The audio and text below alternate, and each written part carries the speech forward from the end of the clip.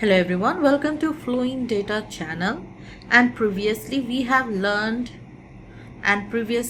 understand the if and if else statement, and now today we will learn the if statement. Okay, so this is the last decision making statement, and if we want to check multiple condition, we use Elif statement. Okay, Elif will always come after if statement, and we can say that it cannot exist individually. It will always come after if statement. Okay, so we can check as many condition as we want to in Elif statement.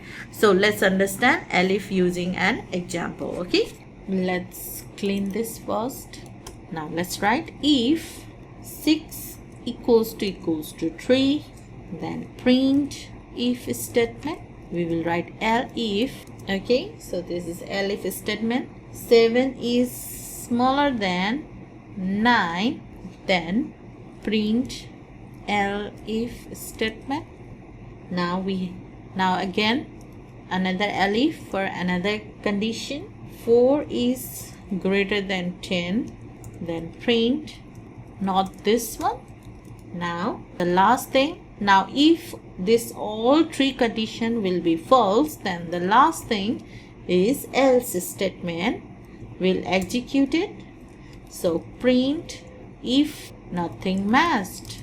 Okay, so we have this if statement here.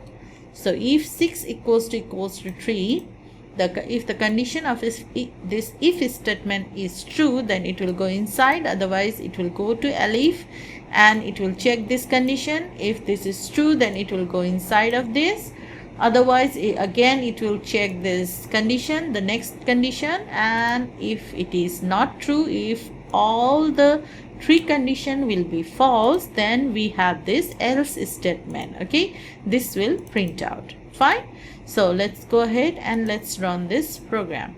So you can see here Elif statement. So we have this here Elif statement. That means the condition here is true. 7 is less than 9.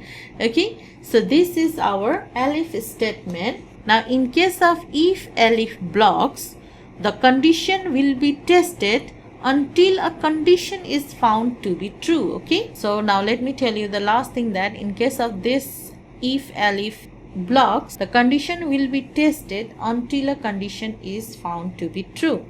Okay, so this is our simple Elif statement, and here we have finished our decision making statements of Python. Okay, now see you in the next video.